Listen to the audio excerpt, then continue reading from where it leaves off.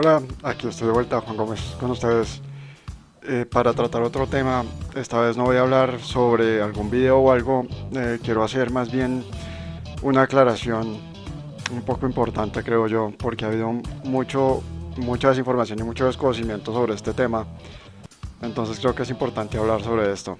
Eh, Últimamente he visto que ha pululado en internet un argumento, a mi modo de ver, bastante pobre, según el cual en estos momentos tenemos protestas, o teníamos, ya se han reducido mucho protestas en Colombia y tenemos protestas en Cuba. Como se están dando protestas en Colombia, en Cuba, en ambos países se han generado respuestas desde la policía que han llevado a ciertas violaciones a los derechos humanos. Eso, digamos, ha sido innegable en ambos países.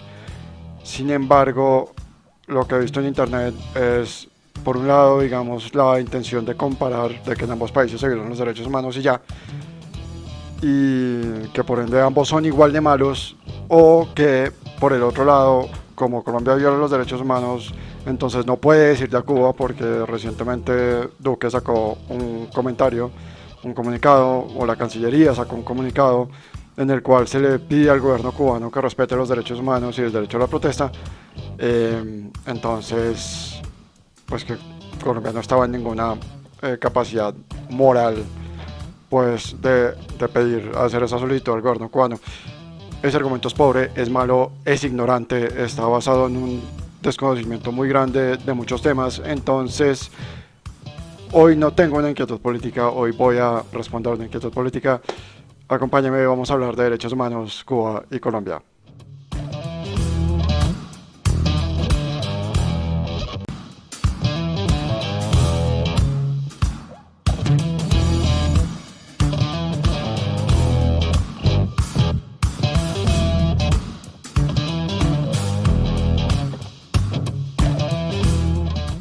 Bueno, entonces, antes de empezar, pues tengo que hacer la explicación obvia del concepto básico de qué son los derechos humanos, cuando se violan, de dónde sale ese concepto y demás. Voy a hacerlo muy rápidamente. Pues los derechos humanos son básicamente unos principios a los cuales prácticamente todos los países del planeta, son los principios a los cuales todos los países del planeta que firmaron o que firmamos, porque se hace parte de Colombia, la declaración de la ONU de 1948, prometimos respetar. Generalmente ese respeto se ve plasmado en ciertas disposiciones que uno pensaría deberían estar en la constitución de cada país, pero pues si no están dentro del cuerpo normativo y legal de cada país, para respetar, digamos, ciertos aspectos esenciales de la existencia humana y de la vida en comunidad. Eh, su respeto, su cumplimiento, su responsabilidad recluye exclusivamente en el Estado. O sea, el Estado es el único responsable y el único, eh, digamos, protagonista en materia de el respeto, la protección y la violación de derechos humanos. Digamos, esa responsabilidad que tiene el Estado, yo la dividiría en dos. Para mí tiene dos acepciones.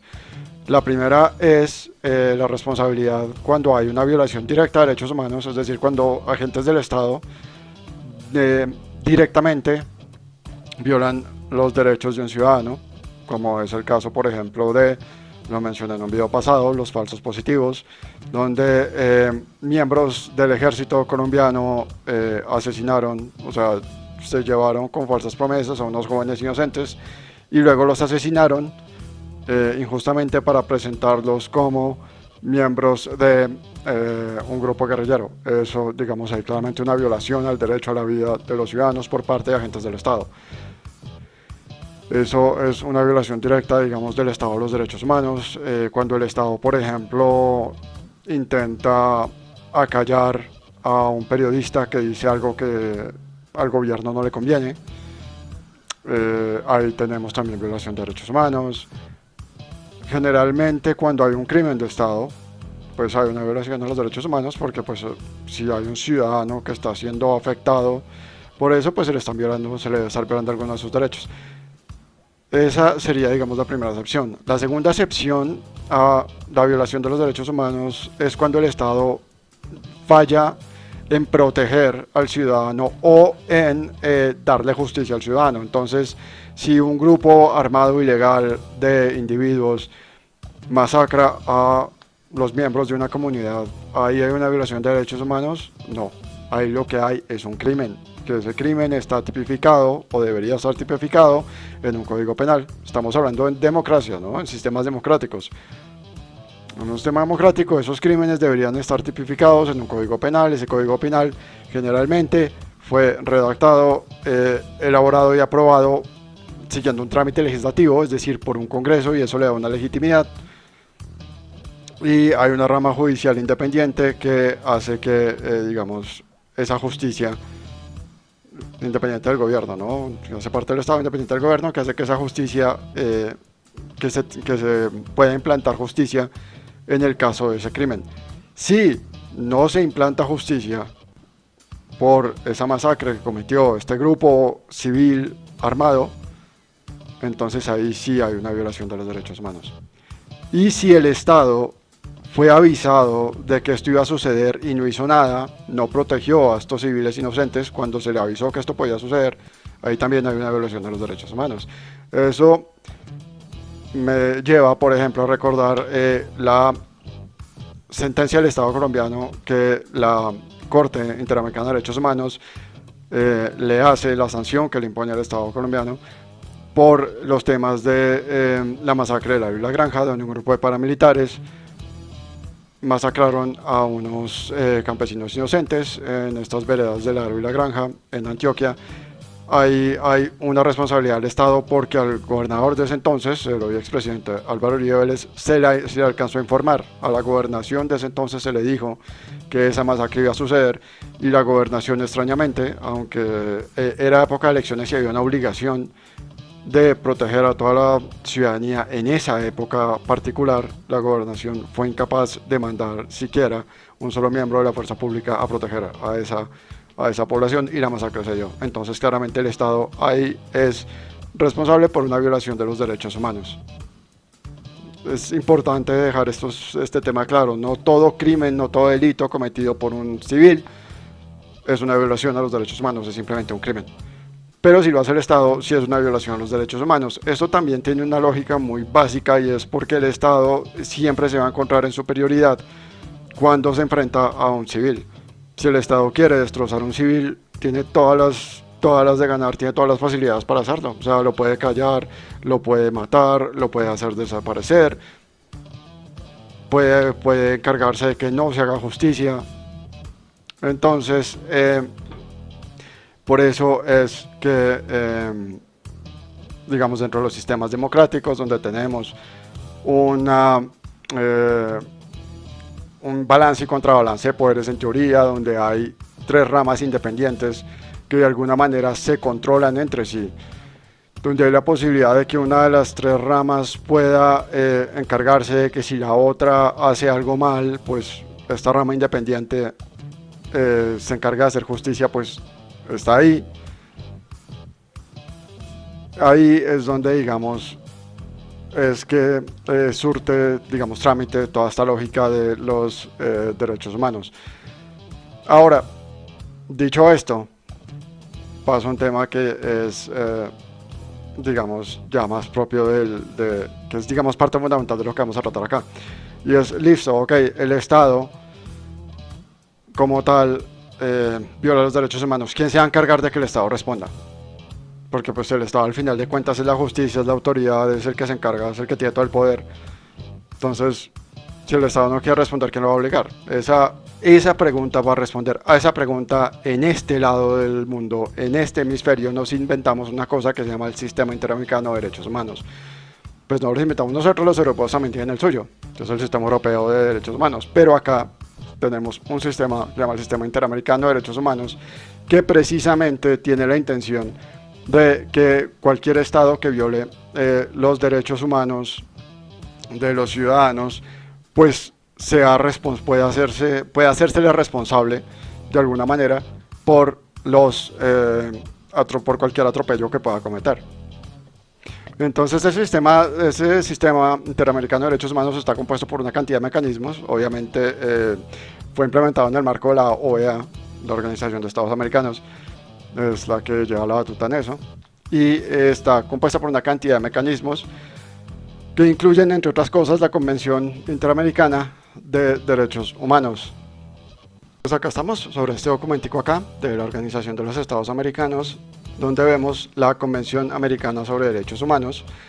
Esta convención básicamente marca como que los grandes lineamientos de lo que los estados tienen que hacer con respecto a la protección de los derechos humanos. Aquí tenemos el derecho a reconocimiento a la persona jurídica, derecho a la vida, a la integridad personal, la prohibición de la esclavitud, derecho a la libertad personal. ¿Cómo funciona esto?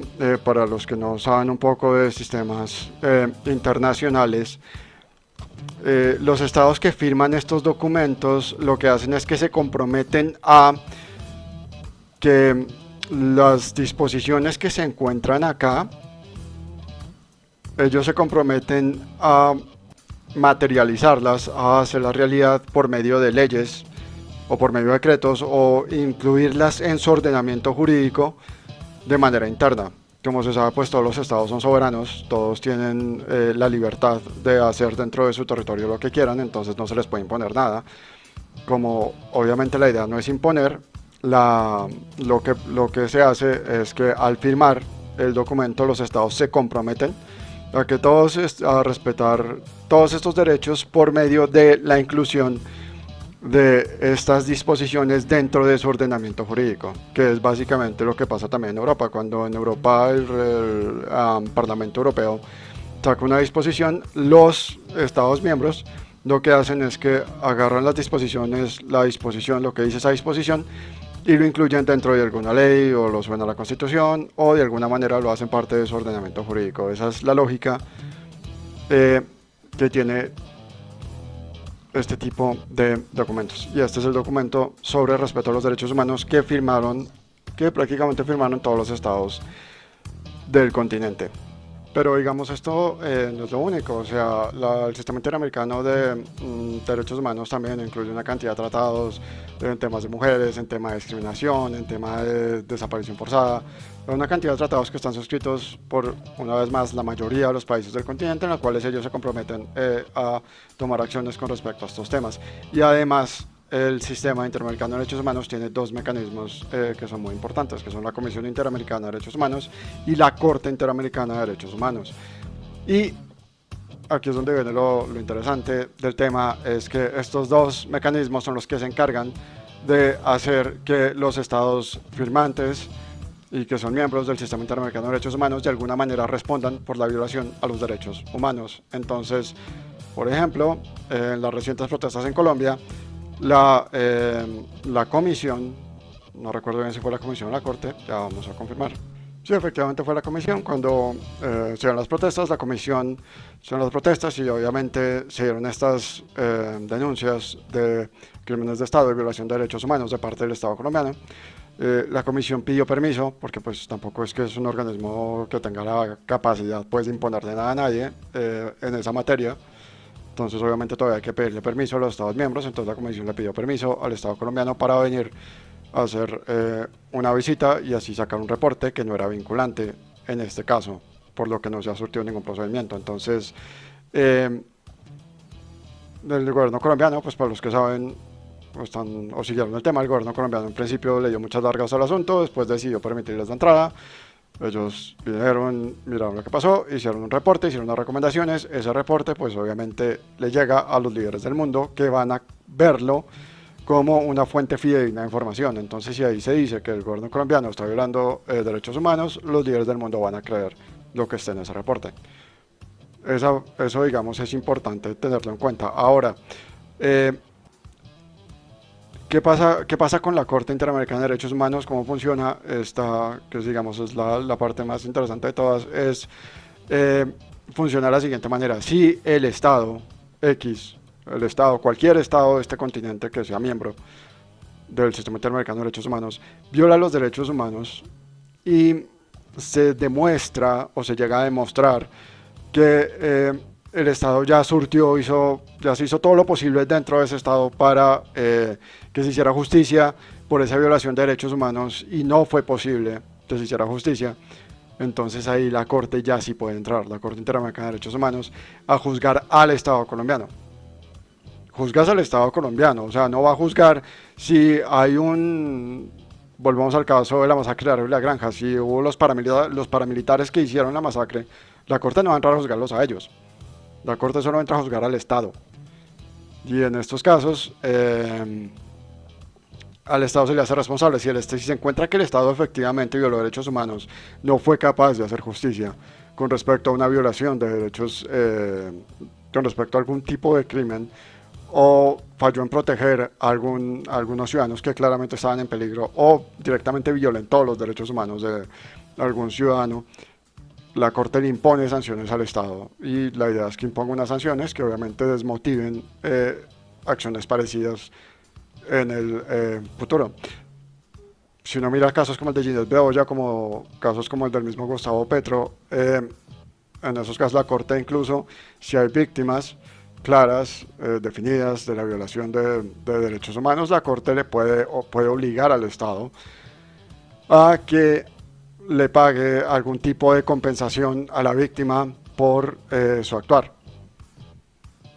Pero, digamos, la función de la Corte Interamericana es sancionar, digamos, o sea, hacer que el Estado no es reemplazar la función de hacer justicia que el Estado no hizo, sino sancionar a ese Estado por no haber hecho justicia. Digamos, si hay una intención, obviamente, como se puede ver en algún caso, dar cierto tipo de reparación a las víctimas, pero la función es que la idea es que el Estado como tal sea el que se encargue de imponer la justicia, y si no lo hace, pues recibir una sanción. Esa es como la lógica de la Corte Interamericana de Derechos Humanos. Este sistema interamericano de derechos humanos es bastante eficiente porque sí, pues los estados igual de alguna manera no cumplen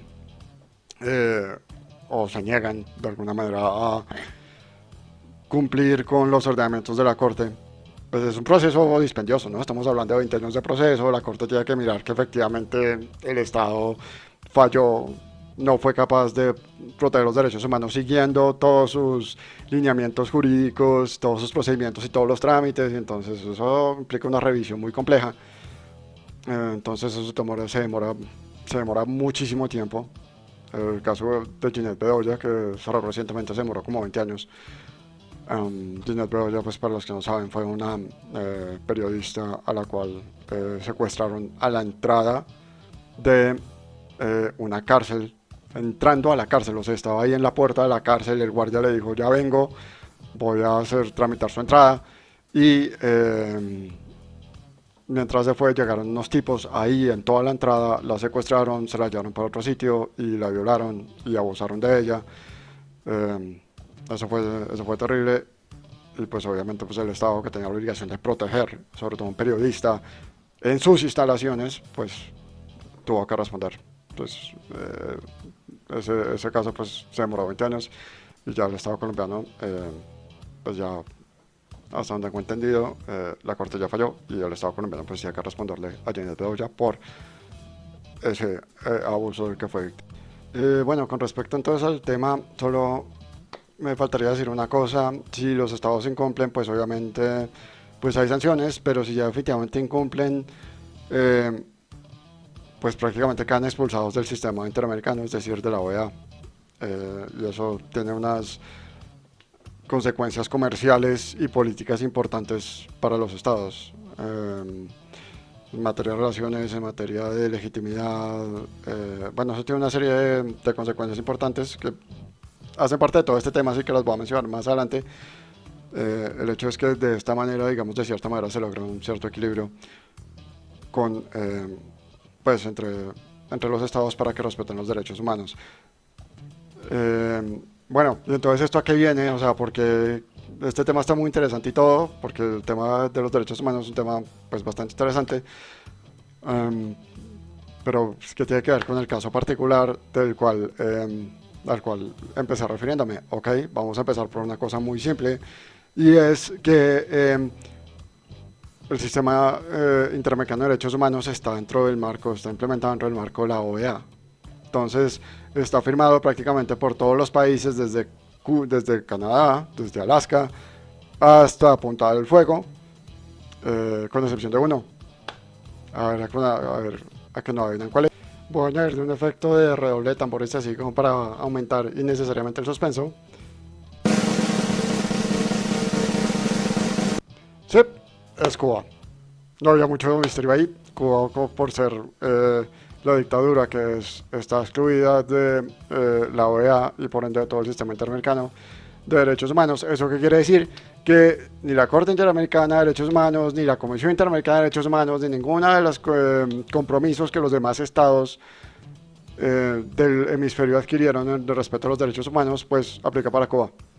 La Corte, claro, la Comisión y la Corte pueden decir, no, respeta los derechos humanos, pero de ahí no pueden pasar.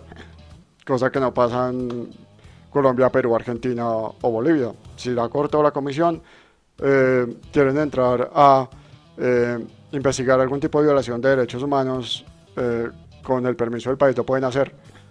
Y si obviamente se instaura si se instaura el mecanismo jurídico para que la Corte entre a decidir sobre una violación de derechos humanos de alguno de estos estados, lo puede hacer. En el caso de Cuba, no. Si Cuba en su calidad de dictadura entra como lo vimos Semana lo mostró recientemente, es más, vamos a verlo ahora. Bueno, este es un video, pues fue transmitido por Semana, pero aquí vemos que básicamente es de Noticias Telemundo, la autoría. Aquí vemos a los policías intentando irrumpir en la casa, esto es en Cuba.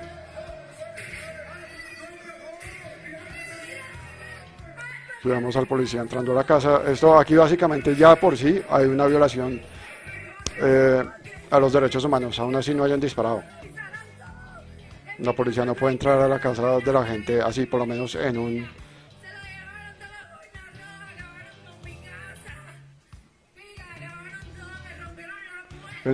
régimen democrático. La policía no puede hacer eso a menos que tenga una orden judicial. Vemos que en Cuba, y si la policía llegara a hacer eso en un régimen democrático, de entrar así como así, sin ningún tipo de orden judicial a la casa de una persona y sacarla o dispararle dentro de su casa, en un régimen democrático hay tanto los medios jurídicos como los medios de prensa para denunciarlo. Mientras que en Cuba, si no lo denuncia la prensa internacional, se acabó. O sea, si el régimen cubano, si el gobierno cubano dice aquí no se violan los derechos humanos, no hemos matado a nadie, no hay manera de controvertir eso, salvo por los videos como estos que toman los ciudadanos y le muestran a la comunidad internacional. No hay entidades independientes que saquen cifras que puedan controvertir eso, o siquiera algún tipo de oposición que pueda dar una información contraria a la que da el gobierno. Por eso es que son básicamente una dictadura. No existe ningún tipo de independencia por fuera de lo que diga el gobierno. Pues es una de las características, ¿no? Pues fuera el hecho de que no hay elecciones, no hay ningún tipo de contrapeso de poderes, en fin, hay una serie de características que distinguen a una dictadura con respecto a una democracia, imperfecta como tal, pero democracia como es la democracia colombiana. Si hay, digamos, unos temas básicos, por ejemplo, Iván Duque se va ahorita en agosto de 2022, él tiene una fecha, 2 años gobernando. Su fecha de salida es el 7 de agosto de 2022, eso ya está definido. Y cuando él se vaya, aún después de que él se vaya, él todavía puede seguir siendo jurídicamente responsable por los abusos o cualquier responsabilidad que le quepa por lo que haya sucedido en su gobierno. Raúl Castro y el señor Díaz-Canel, Raúl Castro lleva 60 años gobernando la isla, el señor Díaz-Canel lleva 3 años gobernando, pero no sabemos hasta cuándo realmente va a gobernar, al igual que el señor Raúl Castro. Nunca supimos exactamente, nadie supo cuál iba a ser su fecha de salida. Eh, y obviamente la posibilidad de que se les haga responsables por cualquier cosa, cualquier violación a los derechos humanos que haya sucedido dentro de su gobierno, es mínima, a menos que entre a regir la Corte Penal Internacional, que puede ser una posibilidad. No hay manera de hacerlos responsables por cualquier violación a los derechos humanos que haya sucedido dentro de la isla. Ahora, como para continuar con esta lógica, sí, nadie va a ser responsable a Cuba por cualquier violación a los derechos humanos que pueda haber dentro de la isla, porque es que al fin y al cabo, es que ni siquiera si no es por los ciudadanos que graban los excesos de la policía, no lo vamos a saber. Entonces, al fin de cuentas, saber a ciencia cierta cuántas violaciones a los derechos humanos va a haber durante las protestas va a ser difícil de determinar. Si no podemos saber eso a ciencia cierta, eh, pues, o sea, no podemos saber ni siquiera eso y no hay manera de hacerlos responsables. Uno pensaría que lo mínimo que podría hacer algún otro estado, llámese Colombia o llámese el que sea, que esté, digamos, sienta de alguna manera algún tipo de compromiso moral, es por lo menos decirles, oiga, ¿sabe qué? Decirles a los cubanos, al gobierno cubano, oiga, ¿sabe qué? Por favor, no viole los derechos humanos. Tiene algo de sentido, ¿no? Esas diferencias tan básicas, pero tan básicas, son diferencias que parecen ser ignoradas a veces por la gente que trina en internet o incluso periodistas e incluso politólogos que dan su opinión por internet. O sea, es un tema que a mí me da pena y vergüenza ajena, pero pues es así. Solo quiero ya comentar una última cosa que es, digamos, la parte más obvia y más tonta del argumento, pero pues que vale la pena mencionar. Todos los estados, considerando lo que he dicho sobre los temas de derechos humanos, todos los estados, no solo de este hemisferio, sino del mundo, han en algún momento o de alguna manera han violado derechos humanos hasta cierto grado y todos igual son propensos a volverlo a hacer. Si existía la posibilidad que hubiera un solo estado que no va a violar y no ha violado derechos humanos en su existencia, pues no habría necesidad de un sistema interamericano. O sea, simplemente se copiaría la fórmula para que todos los estados actúen igual. Pero eso no es lo que sucede. Todos los estados son propensos de violarlos y todos los han violado de alguna manera. Para eso es que tenemos un sistema que se encarga de tratar de hacer justicia y controlar y evitar que eso no se vuelva sistemático, ni que si lo hacen una vez lo vuelvan a hacer después. Esa es como la lógica del sistema interamericano de derechos humanos, al cual países como Colombia se encuentran suscritos. Decir que porque un estado ha violado derechos humanos, entonces no puede decirle a otro estado que también viola derechos humanos, pero que no tiene absolutamente ningún tipo de contrapeso o algún tipo de contramedida para que estas violaciones puedan ser de alguna manera, se les pueda hacer justicia, pues es ridículo. Estados Unidos, que es, digamos, como supuestamente el gran faro en la materia, pues cuando pasó lo de George Floyd, lo de George Floyd fue una violación a los derechos humanos. La policía lo mató sin el debido proceso, le negó el derecho a la vida. Ahí tenemos una clarísima violación a los derechos humanos. Entonces, porque Estados Unidos viola los derechos humanos, pues viola los derechos humanos en materia de George Floyd, o porque, por ejemplo, con los presos de Abu Ghraib, eso fue una violación a los derechos humanos absurda también. Entonces, porque violó los derechos humanos en el tema de Abu Ghraib y pues ya se hicieron los procedimientos, se tuvo que pedir perdón, ya digamos hasta cierto punto se dieron las compensaciones que se tenían que dar. Algunos responsables no han sido, no sé si serán judicializados en ese caso, pero eso no inhibe a Estados Unidos de decirle a un régimen, ya sea el cubano, el chino, el norcoreano, de decirles, oiga, por favor respeten los derechos humanos. Ese argumento es absurdo y es ridículo. Bajo esa lógica, ningún Estado de ninguna parte del mundo podría decirle a otro que por favor respete los derechos humanos. Solo para terminar, quería hacer un pequeño comentario, porque ya se me acabó el tiempo, solo un pequeñísimo comentario sobre el tema del bloqueo. Esto da, obviamente, para muchísimo más, pero pues ya no tengo tiempo. También se está diciendo mucho que los problemas de Cuba no son culpa de la dictadura, sino que son culpa del bloqueo, lo cual también quisiera desvirtuar muy rápidamente. Primero, Cuba siempre ha comerciado, incluso cuando le impusieron el bloqueo, que ya no es el bloqueo de antes. En los 60 hay una película que llama muy buena que llama 13 días, para los que lo quieran ver, es excelente. Estados Unidos decide imponerle un bloqueo a Cuba, un bloqueo comercial según el cual pues Cuba no podía comerciar con los Estados Unidos, y se manejó una cierta lógica de discurso internacional según el cual pues tampoco podría comerciar con los demás países del hemisferio. Eso pasó en los 60, eso no pasa hoy. Incluso en esa época pues Cuba comerciaba con la Unión Soviética y tenía todo el apoyo de la Unión Soviética. Cuando la Unión Soviética cayó, pues Cuba ha recibido un gran apoyo de parte de Venezuela. No es una isla, digamos, enclavada como llevada al ostracismo, que es como si la quisieran hacer ver. Es, ellos comercian activamente con muchos países, creo que son más de 60, si mal no estoy. Ellos comercian muy activamente, tienen un comercio internacional muy activo. Desde la época de Obama, Obama se puso como meta y de hecho logró relajar muchísimos de las restricciones que habían, y la isla hoy en día está muchísimo más abierta al mundo de lo que estaba en los 60.